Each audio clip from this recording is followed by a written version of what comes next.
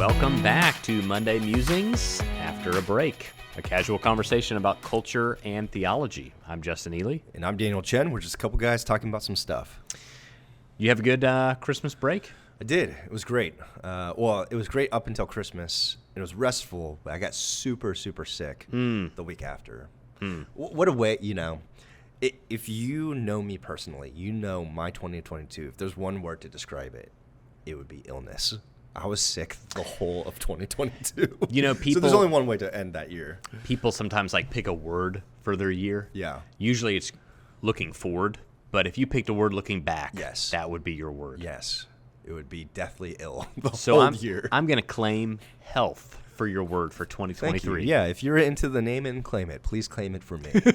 Health. Yes. What about you? It was good. No sickness. It was relaxing.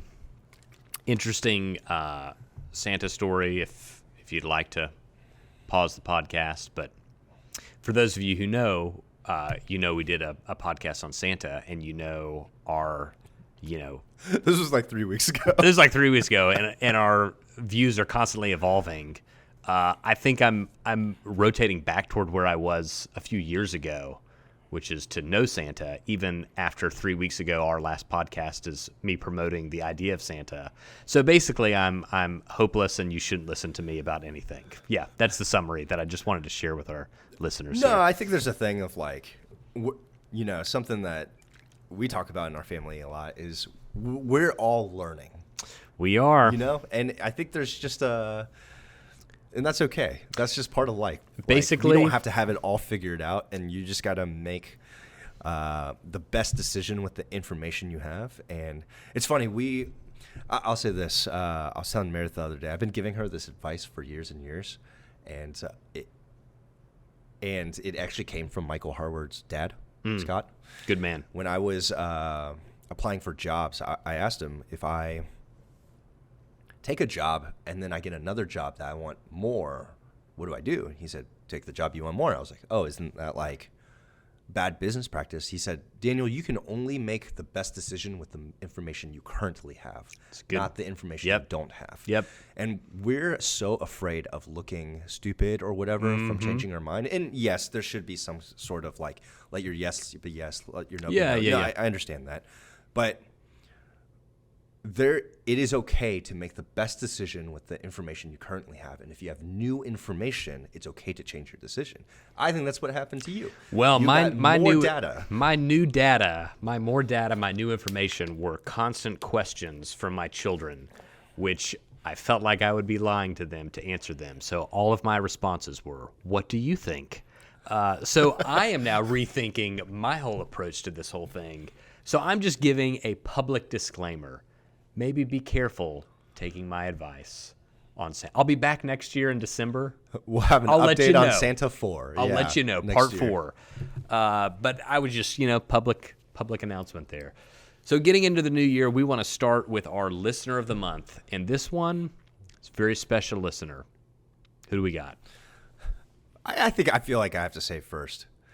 There's a whole backstory. So if you have been following our listener of the month the past 3 months, there's a theme, there's a thread. We have caused some family controversy, we're gonna end the controversy today, right? So our past 2 listeners of the month have been brothers, and a friend, but it's like the 3 of them are yes, very close. But you know who you're talking about. Yes, but really, who is the best listener out of all of them? You go. Elizabeth Slay. But which one? There are 2 of them, and Elizabeth Slay, Kyle Slay's wife. Maybe you're a listener. I don't know. Let me know. But I'm talking about Elizabeth Slay, Daniel's wife. Yes, and if Kyle's formerly wife, known as Elizabeth Wilson. Yes. Good clarification. She's the real one. Listening to the podcast, dealing with the snarky remarks going on from among the family. And we just want to publicly recognize and honor Elizabeth, the true champion, the true hero, the true and better listener of the month. Yes. The champion listener of the month. I don't know. Whatever title. Yeah. Yes. Out of all the slays, the gold medal listener of the month. Yes. We're going to end, We appreciate all of you, but we're going to end the debate here. Elizabeth Slay, formerly Elizabeth Wilson. Oh, the word is nee. We talked about this on the podcast. NEE, but it has the little mark. What it do you- means? Yeah, What? I had some people text me and say, "Yeah, that's correct. It just means the former last name, the maiden Really? name." Yeah, it's like a French word. Oh, Yeah. I don't believe in French. Good for you. That's good. It was a very good American of you. America. I eat freedom fries when I eat, okay? Yeah. So, Elizabeth, thank you for listening and keeping many people in your life sane and on the right path. Yes. And we're really thankful for all our listeners. We'll just say right here, if this podcast has been helpful to you, we'd love for you to give us a like or a review or share it with a friend. We'd love to not just grow our podcast, but really reach more people with the gospel and to help more people think through how to live your life with Christ at the center. Absolutely. And we want to talk about that today by talking about the American dream and how the American dream has infiltrated and affected how we live our Christian life in the West and really around the world, because this is something that's been exported around the world. So I guess first of all, Daniel, how would you define or describe the American dream? Yeah, so I feel like the American dream is, it doesn't matter who you are, where you came from, as long as you pull yourself up tie up your boots. It's always the bootstraps. It's I feel always like the bootstraps. Bootstraps are important to the American dream. They are. Pulling yourself up by your Yeah. own bootstraps, which honestly, I don't know what bootstraps are. Yes. But I know you pull yourself up by them. I don't know what they are either, and ironically now, I don't think Americans like to get their hands dirty and work, and probably don't have boots. I'm with a white bootstraps. collar guy. I don't own boots, okay? I live in Johns Creek, Georgia. To work hard, to make the best life for yourself, which means riches and wealth and comfort and ease, and it's all about you. And I think it encompasses kind of all of that. I mean, would you Right. add something or take away something from that? Yeah, I'd say anyone can become anything by working hard Yeah. and believing in yourself. But the anything isn't something crappy. The anything it's is always that something good. It's the best you. It's all about you. It's the richest you. It's the most comfortable you. It's the most Yes. authentic you. Yep. But it's all about you, and it's about the comfort, ease, Yep. wealth of you. Yep. You can achieve the comfort and luxury, status, success that you always wanted, that your parents and grandparents never had, by working hard and believing in yourself. Yeah. I think is the American dream. And but before we dunk on it, is that the right way to use that phrase? Yeah. Dunking on something is bad, right? Yeah. Before we dunk on this, there is something to celebrate here, which is in the vast majority of world history, you were whatever your parents were. You know, if your dad was a cobbler, you're going to be a cobbler. Yeah. And that's just, it is what it is. You were absolutely limited. It was, caste system in India, in some ways, is how the world has worked for most of its history. And if your family was rich, you could be rich. If your family was poor, you were going to be poor. And that's just the way it was. And there is something, before, I dunk on it, to be thankful for, to celebrate. Yeah. In a capitalistic society, that you really can go from poverty to riches. And there's some spiritual warnings that we should look at with that. But there is incredible blessing. It's something we should be grateful for, that you really can, if you work hard, if you seek out an education, if you take things seriously, you can improve your life and you can improve your station in life. And that is something that kind of, maybe not beginning with the American experiment, but especially in the American experiment, has happened to millions and millions of people. And that's something to be grateful for. You know? Yes. So I want to start out saying that. I'm glad you did that, because I'm proud to be an American. Sure. And you talk about the American dream. Like, my parents came over here with almost nothing, and Yeah. we live a very comfortable and, at least compared to the world, Sure. a very wealthy life, Yeah. right? I'm thankful for that. I'm thankful for my parents. I'm thankful for Absolutely. the sacrifices they made and where we ended up. And like anything, right, there is a really good side to it. Yep. But today we're going to talk about Yeah. the negative effects it's had on our view of the gospel. And it's worth pausing also. And, today is Martin Luther King Jr. Day. And, it is a time where, so much of the past 2 years we have focused on issues still regarding race. Right. And that's we should discuss that, right? We have Right. many part series on race on our podcast that you can go back and talk. It's an ongoing conversation, but it is a day to celebrate a man who had a dream, that one day we would be judged by the content of our character, not by the color of our skin. And I think it's also a day to reflect on, for as far as we still have to come, and we do, we have come a long way Yeah. as a country. For sure. And so much of Dr. King's dream has been realized. And that also kind of plays into this discussion of it is worth celebrating, and I don't think we celebrate this enough, is that this country, like, we can change as individuals and as a larger nation community, and we can get better. And I think we've seen that over the years, reflecting back on Dr. King's life and the struggle for justice and equal rights under the law that he was kind of marshaling people to. So there are, when we think about the American dream, there are certainly positives individually and positives corporately. Absolutely. But there can be a danger on the spiritual end of this when the American dream begins to kind of infiltrate Christianity. Yeah. And that's what we want to talk about today. Yeah. And we want to look at this through kind of three different angles. How has the American dream impacted how we view the gospel, how we view the church, and how we view mission? Right.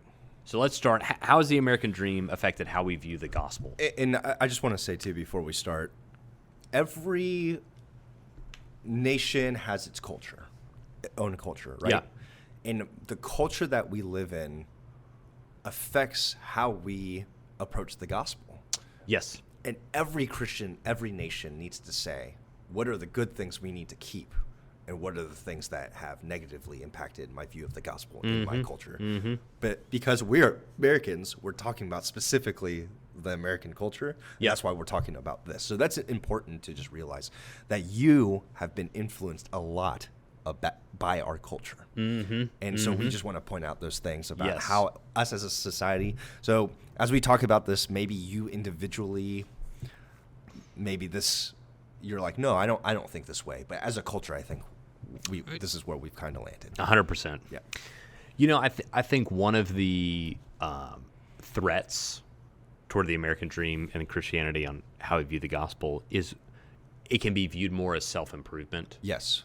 The gospel is you were dead in your transgressions and sins. You were under the wrath and judgment of God.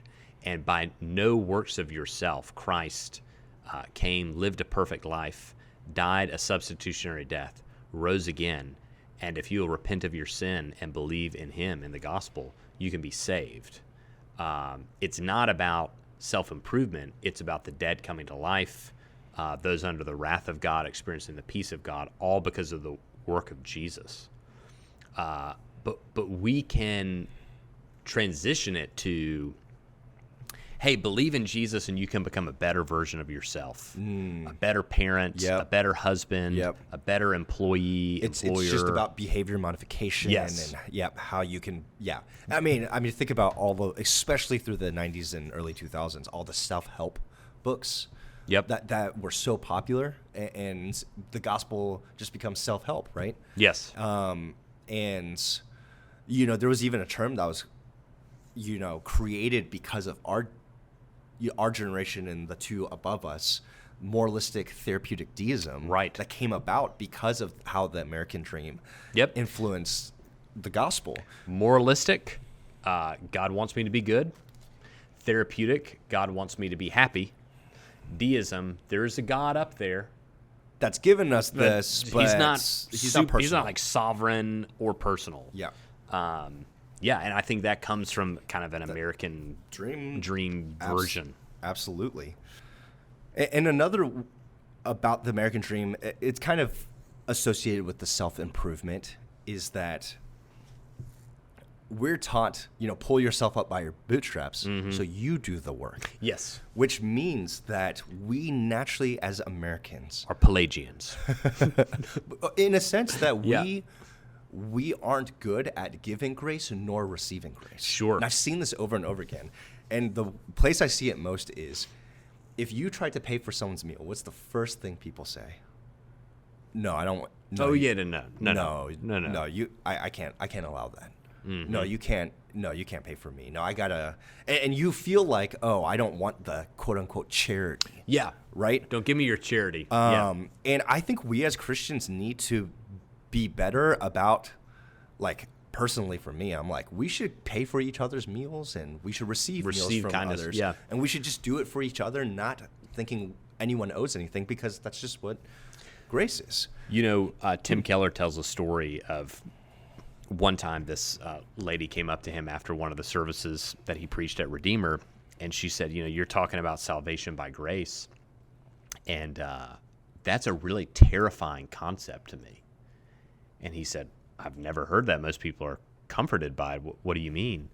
And she said, if God really saves me by sheer grace, nothing of any works that I've done,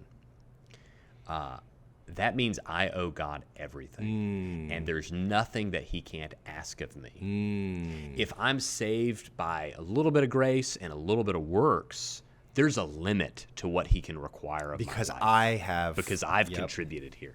And I do think we, very Americanized, we don't want to owe anyone anything. Yep.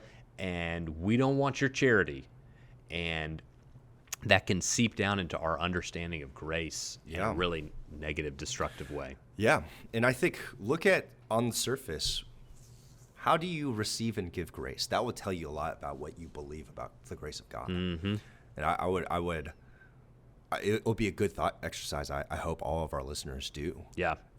And it's really challenged me over the years to be more gracious and to receive more grace. Yeah. Support raising has really taught me about grace. That'll do it. Yep.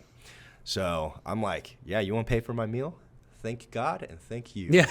I will take it. Whereas before I was the same. I Sure. didn't want your charity. Yep. I didn't want whatever. Yep. But what I learned from support raising too is there are godly people who want to give. Yes. And you're robbing someone of the joy of giving grace if you don't accept it. Absolutely. Yep. Absolutely. I think that's something just to think about. Yep. And I think even along with that too, another way I think the American dream has kind of shaped our view of the gospel is kind of we, like anything else, we're negotiators as Americans, right? And we want to negotiate with God. God, Right. I'll follow you as long as Yes. I can keep. Here are this. my You- conditions. Yeah, you don't ask for my kids to be missionaries. Right. I'll be a Christian, but don't ask me to move into the poor area of town. Mm-hmm. I'll be in, just full disclosure. The reason I thought about this podcast was because I've seen this seep into my own heart as a pastor. Sure. Where, I really believe, for example, and our church is great at this about providing for pastors and being able to live in the area we do. But part of it has really seeped into my heart sometimes where I'm like, no, I deserve Sure. a big house. Sure. Yep. A huge retirement plan. Yep. I deserve to have a big education fund for my kids. And you preached a sermon last week, and as we were discussing the passage where Jesus sends out his disciples 2 by 2 and says, you can't take anything. Yeah. Yeah. You can't take an extra tunic. Yep. You can't take money with you. You can't take whatever. I'm like, And it made me force me to ask the question, would I still be a pastor if God said, you know what? You and your family live in a broken down house. Yeah. You can't have an education fund. You can't have, whatever it is. Especially compared to the world, the Lord has blessed us and we live in comfort. We do. Even, I always say, I tell people, we might be Johns Creek poor, but we're world rich. Oh, no, and I think that is a very helpful perspective. But it's you always play the comparison game. Absolutely. So you tell God, no, God, I need this, and I feel like that's another way. I mean, have you seen this too? Where I feel like we just negotiate with God, like, okay, God, I'll follow you, but here are my list of demands. Yep. In following you. Yep. And that kind of brings me to another one. I was thinking about how the American dream has impacted how we view the gospel. Like personal authority. Like this is America where we said no to kings. We said see you later to King George, right? Like this is like central to like what it means to be an American is kind of this like pushing back against centralized authority, especially when it comes to like kings and queens. And it's like, it's the Monty Python and the Holy Grail where he's like, click, click, click, click, click, click, come around. And he's like, who are you? And he's like, I'm Arthur, King of the Britons. And the guy's like, I never voted for you. Like, that's us. That is America. And so we really think deep down, instead of this concept of like, understanding like majestic authority and like a king has sovereign rights, we think I vote for things and I decide, and so God should consult me. Yeah. Or even this like kind of thinking of this like almost bargaining, like, I'll follow you and it's always being a missionary to Africa. I don't know why that's always the like everyone's top of list. Like, don't call me to do this. What if all the Africans are like, oh, God called me to be a missionary to America. Oh, I just don't want to go. That'd be so funny. Honestly, in the next 100 years, we're going to see a lot of missionaries from Africa coming to America. And praise God. Please come. Yeah. We need help. But yeah, I think it kind of impacts this whole like, even the like Jesus is my co-pilot phrase, which is so dumb. And if you have that on your car, take it off right now. You pause this podcast right now and you take that off. He's not your co-pilot. He's your pilot. You're not even in the passenger seat. You're in the very back of the van by grace, being allowed on the trip, But we do think it's like there's this personal authority element that I think is very untrue to the Jesus is king, and your response is not to gather around a consultant table with him and think about, some good ways we could improve your life. It's to bow down and say, here I am, Lord, send me. Yeah. I think we lose that with the American dream. We do. And this is a good transition into how the American dream views the church, because we also say, because of that personal authority thing, like, no, you know what? I decide how I worship. Yeah. I want to worship at home once a month. That's what I'll do. Who are you to tell me that's not enough? Judge not, lest you be judged. Right. I'm like, well, I'm not using my authority. I'm just saying the Bible says don't neglect to meet together. Yeah, your king, Jesus, he's the one that said it, but I guess he's a consultant to you. So. Yeah. It's all about, especially as you raise in power and wealth in your company and whatever it is, I feel like this seeps in more and more, where it's just, who are you to tell me to do anything? Yes. And not just pastors, Yep. Friends, parents, whatever. Who are you to tell me? And eventually we think that it can't seep into how we view God, but I think it does. Yep. Yeah, and I think with viewing the church and how it's impacted through the American dream, the church becomes a commodity to be consumed rather than a family to be served. Sure. And this is a huge, huge problem in America. Church shopping, just the very like we look for churches, like we look for houses or school districts or Yeah. preschools for our kids, we're looking for, what can this church do for me? Right. Is it close enough?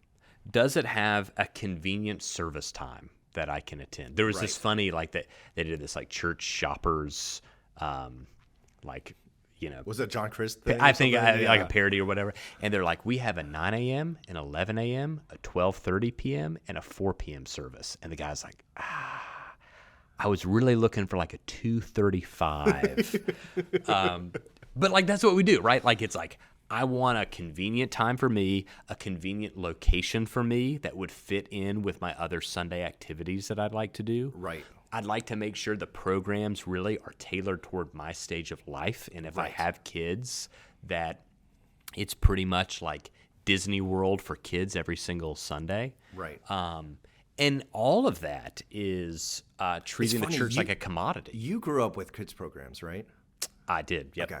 I never did, and like I know that's something people want, but it's so hard for me to. I didn't Sure. have it, and I'm like, but it's so funny because I'm like, well, I didn't have it. I ended up as a pastor, so I guess God could still use people without kids It's programs. so funny. You know? So when we planted the church, that was the biggest, and I understand. I understand, but the biggest thing for young families was, what are you going to have for my kids? Right.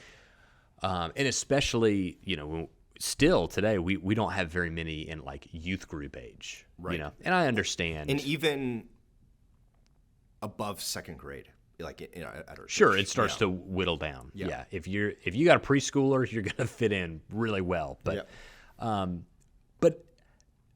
there was almost, especially in the beginning, almost this degree of just kind of extraordinary panic for some people.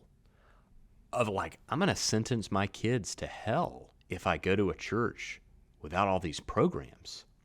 And inside, I thought, I never said, but I wanted to be like, yeah, because showing up as a family to church every single Sunday and showing your kids that it's important to be involved in the mission of God and not just consume programs. Yeah, that's going to be really detrimental to their long-term spiritual health. Right.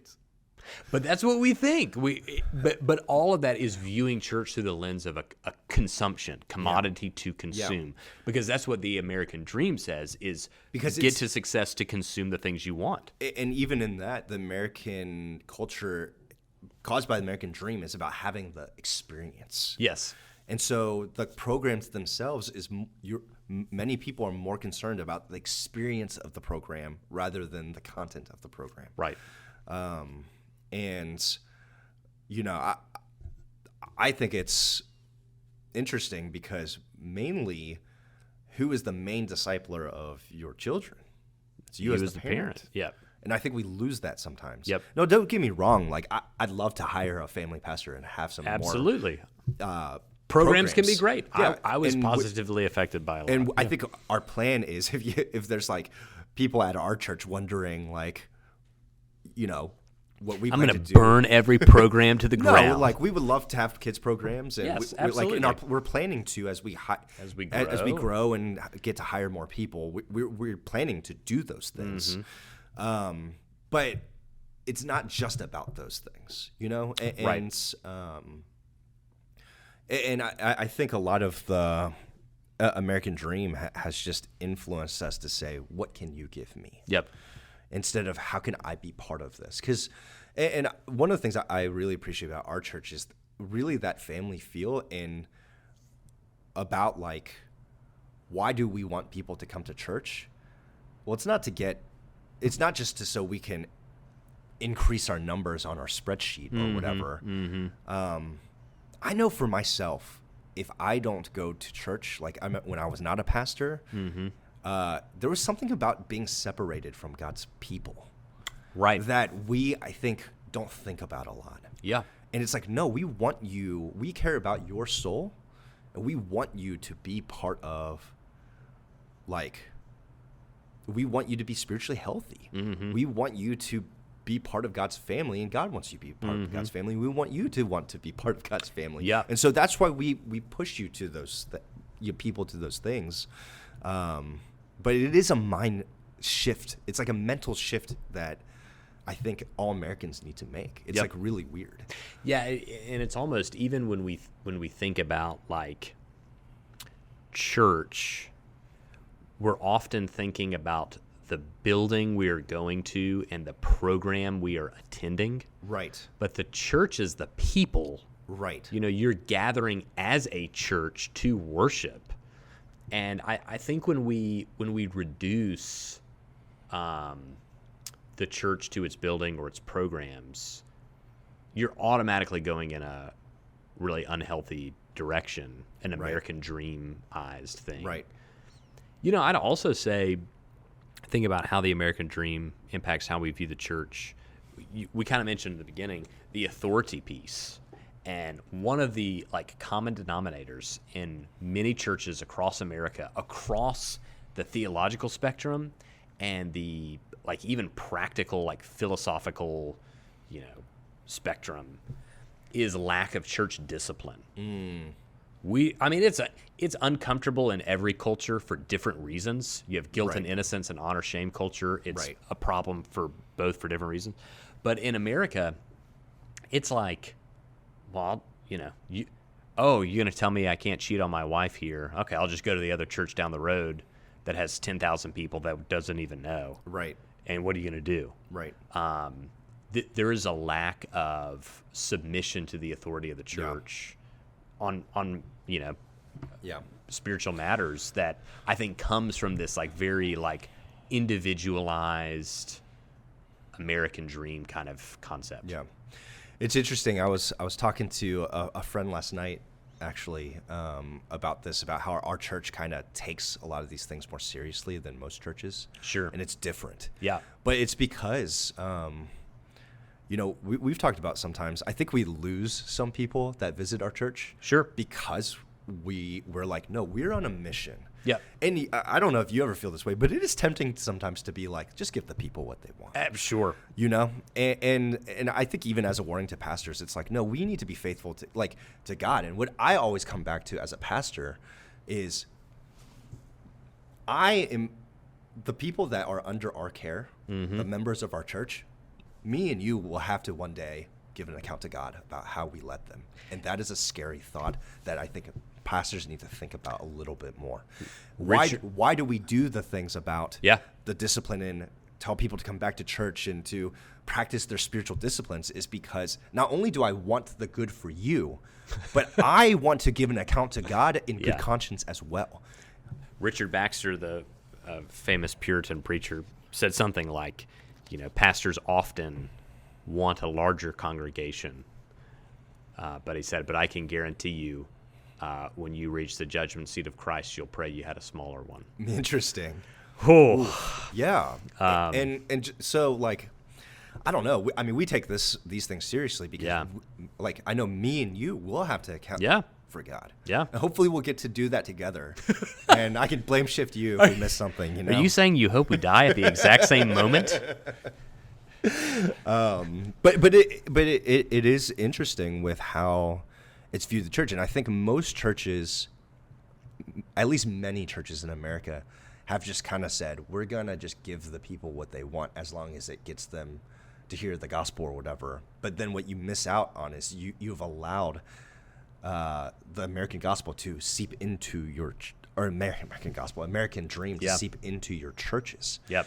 And of course, culture is going to seep into your church, and it's impossible to fully avoid it. But I think there's just something to constantly ask yourself, and it's, you know, if you're a pastor and listening, to constantly come back to and to say, where am I misaligned with God, and how can I realign with God? And not just pastors. This is every Christian we should ask. Sure, that's good. All right, last one. How does the American dream impact how we view mission? I think kind of first, I think for a lot of people, it's like, you know, I'd rather just write a check so someone else can go do it.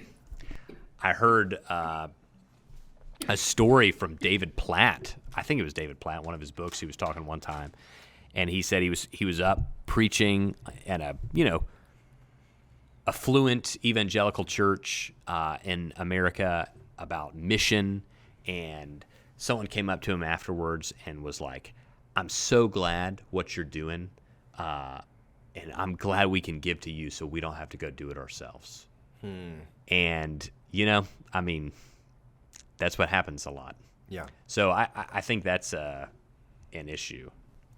So yeah, I think a lot of times people like to just write a check.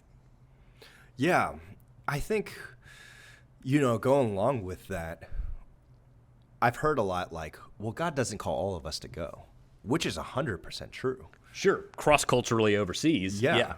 But I think we just hide behind that too much. Absolutely. And so, I agree. God is not calling everyone to be a missionary to Africa, like we talked about earlier. That it's impossible. Or if that's the case, then everyone would just pick up and move countries all the time, right? Yes. So I get that, but I think we use it as an umbrella to say, now I don't have to think about mission at all. Yep. And I think for every Christian, it's how can I be on mission where I am? Yeah. It's kind of like that cheesy. When you leave a church, there's a sign that says like you're entering the mission field. Yeah. It is cheesy, but it's also kind of true. Yeah. We're all missionaries. It's something that one of our elders says all the time. I view myself as a missionary in Alpharetta, Georgia. And I think we should think of ourselves that way. But it goes back to saying, we're trying to accomplish as an American dream, we set goals and we want to accomplish our own goals. And I think that's really where it comes from. I don't have time to do God's goals. Yeah. Because I need to accomplish my goals. And what I would say is there's nothing wrong with your goals or having goals, but they must come secondary to God's goals.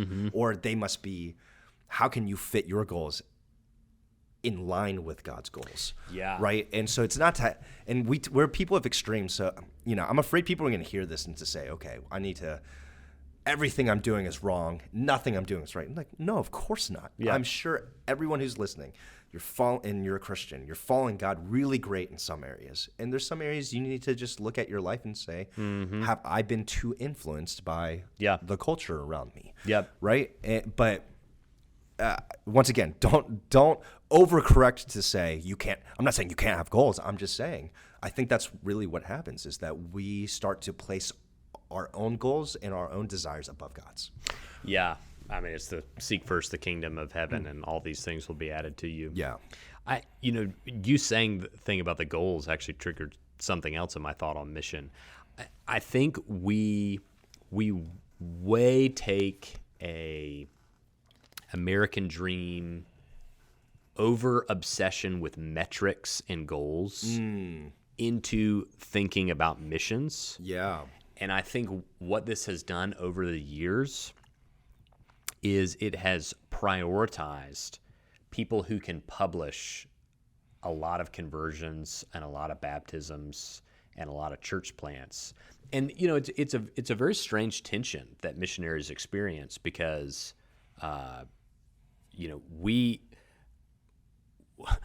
we have the money and these missionaries are trying to go overseas, share the gospel. Right. And what Americans want to see are results. ROI, man. Yeah. People want the return on their investment. Show me that my money's making a difference. And the temptation that can lead to our brothers and sisters on the mission field is to take shortcuts, to water down the gospel, to give better metrics. And I think, know what you're doing? You're spreading the bad parts of the American dream throughout the world. Yes. You are not sharing the gospel, you're sharing a watered down version of it. Yeah. And then you're planting watered down churches so what we don't want to do typically in America is stand by the really faithful missionary who's just laboring in a hard to reach area and there's just not much going on. But it's like how many people would have given up on Adoniram Judson who didn't have a convert after 6 years? Yeah. Because it's not a good ROI, you know? And I think that we need to be careful not to bring like American dream metrics of success specifically into global missions, because it just wreaks havoc on the whole thing. So I think that's one way we've seen that. Yeah. Yeah, and just another way I think how it's impacted in missions is those who do go, because we feel like, Americans, we think we're the best. And on some level, I'm like, we should think we're the best. Like, Sure. You should always think you're, Sure. on some level. But I feel like as Americans, we kind of have a savior complex too. Yeah. Because if I pull myself by the bootstraps, it does two things to our minds. Either you need to go do that too, or I need to go do it for you. Yep. You can't without me. Yep. Right? And I think I've seen that a lot, both in my own heart, but also just in general. Yeah. You can't be saved if it weren't for me. Yep. And it kind of takes Jesus out of the equation. That's a good point. Yeah. But if this is all how it seeped in, what advice would you give to someone to say, what's a healthy way for us to be realigned to the gospel? I think of, we've talked about the idea of like syncretism here on the podcast, right? That how you kind of take two belief sets and melded them into one. Yeah. And I feel like for some of us, the American dream is the syncretism that gets melded in. So how do we start in a healthy way, removing the American dream from the true gospel that we see in Scripture? I'll give you 2 steps. Awesome. That's why I asked you, man. you know you're going to have a organized, logical way to do it. 1, try to go on one foreign mission trip once a year. It is difficult to express how impactful global missions has been on my life. But one of the things is you see the global nature of God. You're in a different country with different language, but Jesus is being lifted high. And you also are just seeing things from a different perspective, which I think is so key. And related to that, the second thing I'd say, and I need to take this advice a little better, try to, when you're reading Christian living books or theology books, try to read one, at least, non-Western author each year. Interesting. Yeah. Read someone that's not in the same culture and bubble as you are, because some of your blind spots are going to be revealed by that. And honestly, one of the problems we really do have, especially among the like Reformed crowd, is it's a very like monocultural heritage. Like you're very much like all the like Reformed people. They love to read a bunch of Puritans and read a bunch of Reformers. So you're basically reading all like Europeans. Yep. With the same kind of Western worldview. Right. And I love those guys. I like reading them. But read from some brothers and sisters in Africa and Asia and South America. I think that'll help kind of break you out of your bubble. Yep. What would you say? I would say, for me, we don't like being challenged. I'm sure that some of you have listened to this and you're coming up with all the arguments of why you can keep doing the thing you're doing, or how, we're wrong, Sure. me and you are wrong, Sure. or whatever. And I would just say, I wanted to do this podcast because I was challenged by this. And I am praying, God, it's a scary prayer, will you show me where the American dream has seeped into my life? Sure. So that I can live Yeah. righteously following you. Well said. And I would say, do that. Yep. Like, be willing to be challenged and to say, do I have a blind spot here? Or are there ways that the American dream has infiltrated and I like it? And I wouldn't like if it was gone. And to say, and put yourself in a place to say, is the gospel, is Jesus worth it to really follow what he has said? Yeah. I think that's one step. But also, I think, this is why it's funny. This is why we tell you to do your spiritual disciplines, read the word, pray, spend time with God's people, because it's easy for you to get into your own bubble and to convince yourself that your view is right. Mm-hmm. I mean, I'm talking to myself too. If I didn't spend time with people who challenge me on stuff, Sure. I will always think I'm right. Yep. 100% of the time. Yep. And it's a grace that people challenge me on things, even though I hate it most of the time when people challenge me. Well said. So do your spiritual disciplines, spend time in the Word, pray, be around God's people, and not people that just are yes men to you, but Yeah. are willing to challenge you, and then be humble enough to receive it. And you know what? You're right. Not everything someone says to you makes them right, Sure. but it's worth considering. Yeah. You know, I feel like it's funny. We are kind of challenged on things a lot. Just people asking us, why do we do this thing this way, Right, this thing right. this way? And you know what? It would be easy for me to just think like, well, what do you know? You don't work here or whatever. But, Right. you know, I really try to take it to heart and say, is this worth considering? Yeah. Yeah. Right. And I would just say, just be open-handed to the Lord for correction. Because I think for all of us, none of us, and me and you included, don't have a perfect way to live out our lives. Sure. In the gospel, there's no perfect church, there's no perfect person, whatever. But we should always be saying, God, would you help me, correct me to walk with you better? Yeah. And I think just taking that attitude. Yeah. Yeah. You know, everyone lives in a culture. You can't, there is no like, we're just living the Christian culture. There's no, like, that's the new heavens and the new earth. Yes. Until then, everyone's living in a culture that is right on some things and wrong on some things. And you have to figure out, how do I live, you know, true gospel Christianity in this culture? Right. And sometimes that's going to mean challenging parts of your culture. Sometimes that's going to mean accepting and affirming parts of your culture.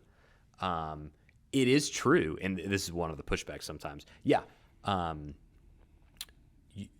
you can't live in America like you would live in the Amazon.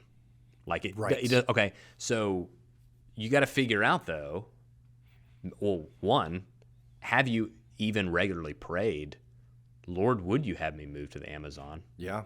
I think we need to be praying that more often. That might be a third thing, is like I pray through either like Operation World or Joshua Project for unreached people groups and regularly ask, Lord, would you have me go?